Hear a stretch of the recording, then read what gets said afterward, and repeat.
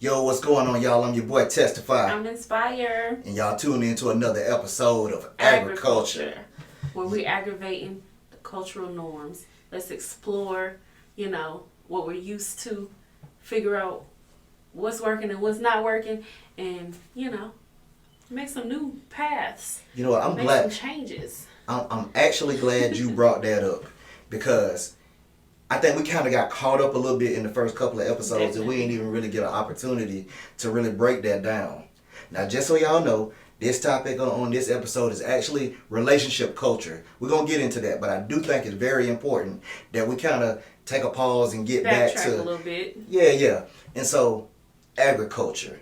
I kind of talked about the culture aspect of it, but let's just really break down what agriculture is. We're talking about aggravating the culture. We got to identify what the culture is, whether or not we like those things in the culture, if they need to change. Basically, we just want to shake up the norms, and we want our people to kind of identify who we are, actually get to know who we are as a people, and just learn together and move forward together. Grow together. Yes, just like agriculture. Agriculture. Remember, I spelled it wrong the last time, but I'm back on track. Yeah. So, we want to grow. And sometime in order to grow, right, you have to actually aggravate that ground that you're trying to build on. You got to take that hoe. You got to take that shovel. You got to take your tools. Get you one. Though. You got to take these tools and you got to break ground. You can't just go outside and take your seeds and just start throwing them all over the ground, and you have not created room for those seeds to actually live and grow up. Come on. Am I on this by myself? No. Or was I doing that good? What I was really thinking was, okay, let's just get it out of the way. Everybody's talking about Will and Chris. Absolutely. So, when Chris smacked him, when Will smacked Chris for speaking out of line, was he shaking up cultural norms? Where it's okay to come for people and say whatever you want to say out of your mouth? Well, some people are actually making the argument that that's what he was doing. Where it's okay to come for black women? Because, that's been an argument, too. Like, oh, he did right, he protected his woman. He stood up for her. So, like... And I have no problem with that at all. Was he shaking it up and aggravating the culture? I don't know. I don't know. If that's exactly what he was thinking, I have no problem with that thought process.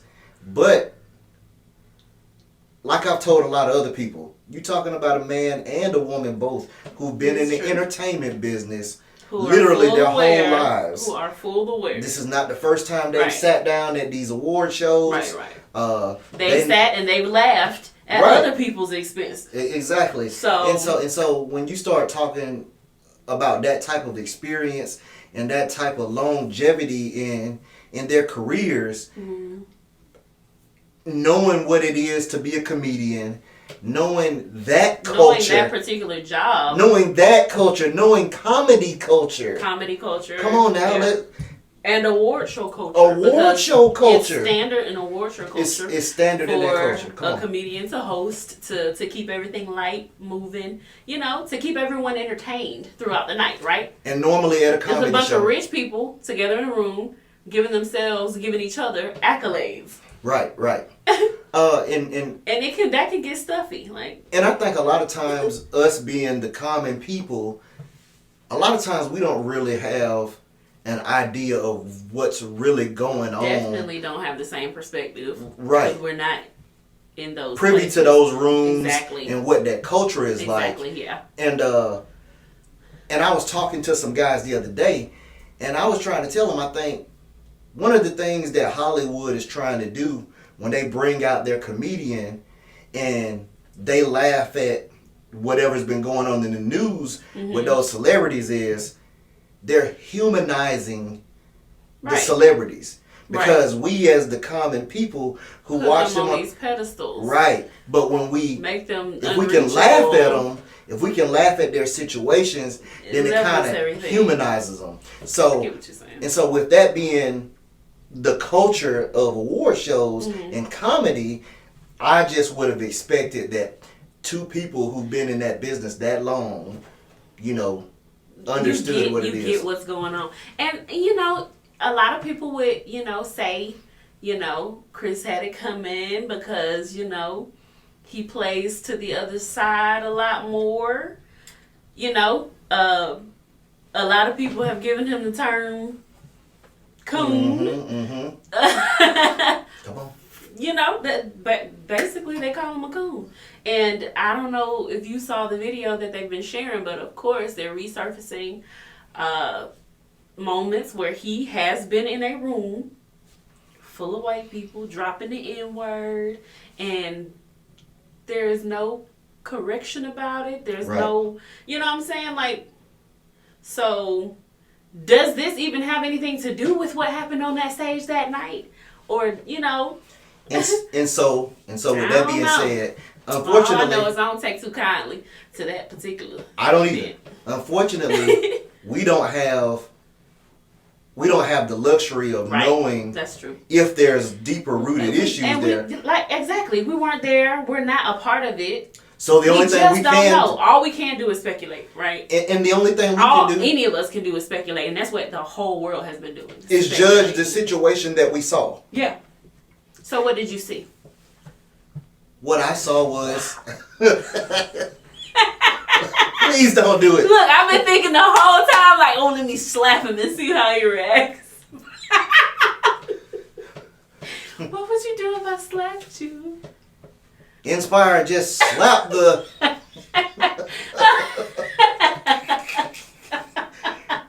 greatest night in podcast history. Podcast history. I've been thinking about that the whole time. Like, how do I get in and just fire him up? No, we ain't gonna do that. But, if you say something I don't like, I'm gonna fire you up. On camera? Yeah. In front of. Oh my God. We do not condone violence. Yeah, as a matter of fact, that's supposed to have been in the disclaimer. We don't condone. We're also not professionals. And I'm not gonna say we don't condone any form of violence, because that is absolutely not true. Sometimes violence is required, and that's just the truth of the matter. Don't take it out of context, but we are a country backed by a powerful military. Let's just say we believe in violence at some point, right? Oh, she finna start talking now. Go ahead. I mean, I'm just saying. Everybody, violence is not the answer, but y'all support soldiers. Absolutely. We do believe in violence. As a country, we believe in violence. This country was founded on violence. You pushed a whole crew of people out, but we ain't gonna go there. Okay, so I'm with you. I'm with you. Violence is necessary in certain circumstances. But come on. But at the same time, I've been having conversations with people all week about this stuff. Okay. And so one of the things I had to tackle with a lot of these guys is, okay, so you say he's protecting his wife, Chris deserved to get slapped. You got to think about the precedents that you're setting for the next generation. Because all my life, I remember being taught in school, sticks and stones may break my bones, but words will never hurt me. Though that's a whole nother, but it's loaded. It's not exact because words can hurt. But what is the spirit behind that? The spirit behind that is, be careful. You do not bring violence to a non-violent situation. Right? Don't bring a gun to a. No, that's not that. No, that's not the same thing. No. Don't bring a gun. Same thing. But how it go? Like, don't bring a don't bring a knife to a gunfight. Oh, okay. But even that ain't got nothing to do with this. But what I'm saying is, don't bring a gun to a fist fight. Oh my God. Like overkill, Okay, I got what you're saying. You know what I'm saying? Yeah. Cause like really, like we teach the children sticks and stones. We was talking about sticks and stones. So like, if you feel like you gotta get back at somebody, say something back. Right, because that was the thing for me. I felt like, everybody's saying, protect your wife, protect your wife, protect your wife. Absolutely. But there's more than one way to protect her in that situation. And nobody was physically disrespected. And so the first day, I got into a bunch of conversations. A bunch of conversations. And so I started to evaluate. I said, well, hold on. Maybe the best thing I could do is go home to my own wife and say, what would you expect for me to do in that situation? Because it's easy for me to say, oh, I don't think he should have did this, should have did that. Well, let me go and ask a woman, if you're in that situation, what would you expect of me? And see, I think that it's easy for all of us in the positions that we're in. It didn't happen to us. Right. It's easy for all of us to speculate. Everybody always says, oh, what I would have did, I should have did, hold I could have on. did. But let's not gloss over that. Because I did ask it in private, but I'm asking it in front of the people. Well, we're not gonna gloss. I'm gonna tell you what I said, but what I'm saying is, even in my response of me saying, well, what I would have wanted you to do is, I wasn't in that moment. I don't know what she felt. I don't know what he felt. I don't know what they discussed prior to getting there. You know what I'm saying? I don't know the conversations and the intricate details. I highly doubt that they discussed a scenario like that. If they rehearsed a joke and everybody knew about it, well, if they that's what I'm saying. That's what I'm saying. Well, now you tread. Was it on the teleprompter or was it not on the teleprompter? They said he went off script. I don't know. They said he heard. They said they did the rehearsals and everybody was good. Now you going into a whole nother topic. But entertainment culture, because I said that the other day too. A lot of y'all don't know how TV works, so y'all all caught up in what's going on the television screen, and y'all don't know who cutting checks and going out to dinner after the show is over and with. Listen, because nobody said how he said when that man started getting out of his seat and coming up there. Oh, there go Richard. Exactly. Did y'all not catch this man reference King Richard? Yeah. Oh, there go Richard, and then he puts his hands behind his back to brace for a slap. And I'm glad you brought that up too, because maybe that should be Will Smith's defense too. Well, I didn't slap him. Richard did. Yes. But Richard said he ain't with it. He don't condone it. But what I feel like, I don't know. It's a touchy situation. A lot of everybody deals with their own form of self-esteem challenges, and so a woman's hair is her crown. We've been taught that our entire lives. Beauty standards and your hair needs to be whatever. She lost her hair due to a condition, but people lose their hair all the time. Right. And so I don't know. I can't say how she feels or how it affected her or Okay, I tell you what. I can say me personally, to be in that position, maybe I feel like I wouldn't have wanted my husband to be seen in that light. Right, okay. So in that moment, if he's joking, and how many other people did he joke about before he got to them? Everybody can't get up and just slap somebody because somebody made a joke. Right. Especially when this is the norm for what's the event that we are. It's been going on for years. I don't know. I don't think I would have wanted you to run up and slap somebody because they made a joke about hair. And then, your deeper conspiracy theorists say, it wasn't even about the hair. It was about the character that played G.I. Jane, In the deeper cheating on her own man with a similarities. Younger cat and all of that. All of that, everybody's speculating everything. But me personally, if my husband, you are regarded in a high esteem in whatever areas, there is never going to be a point in time where I feel like because somebody making a kiki that I need to crash you out. To go up and crash out and be seen as something other Violent. than be seen as something other than the beautiful black Then the man person that they were there to celebrate that night. Exactly. I would not want you to be seen in that light because that's not who you are. You know what I'm saying? Like, it's a respect thing. Yeah, protect me, but protect me when I need protecting. That ain't it. That's not the situation. Like, a joker come up to me and trying to be physical, and you like, hey, hold up. Like, that's one thing. That's something else. You know what I'm saying? Right. Like, come on. You want to kiki and laugh at a I'm grown. I'm grown. We paid. Come on now. Guess what? If I wanted to have some hair on my head and I couldn't grow it, I could buy some because everybody's buying it, whether they got hair or not.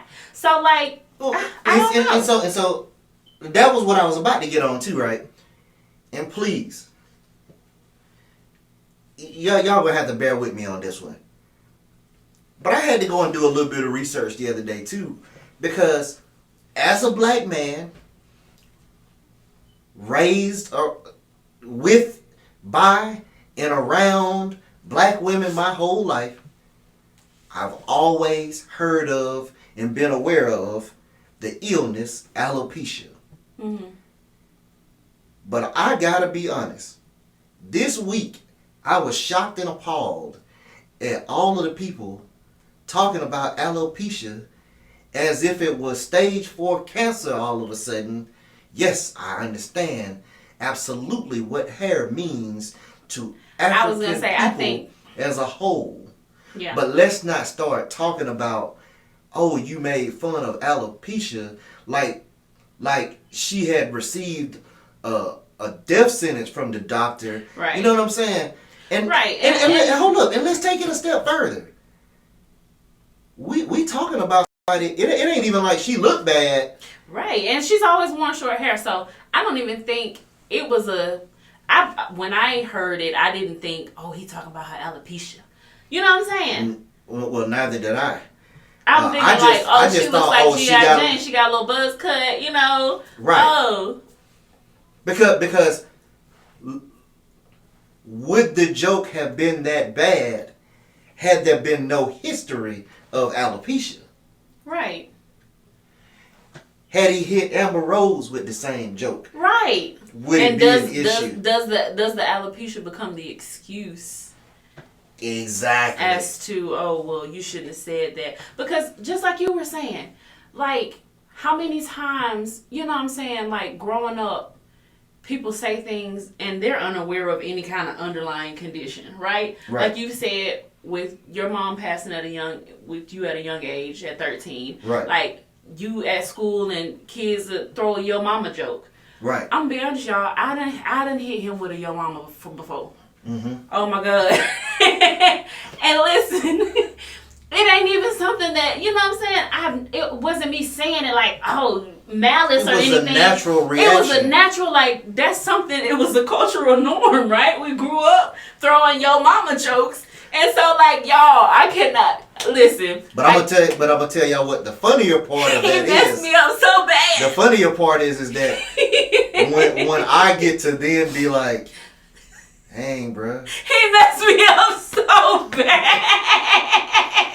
You gonna say your mama? You know my mama. Yo, oh my God, I cannot believe. Listen, we was playing back and forth, and I was like, "Yo, mama," and he was like, and this is the thing. And I was like, oh, I'm sorry.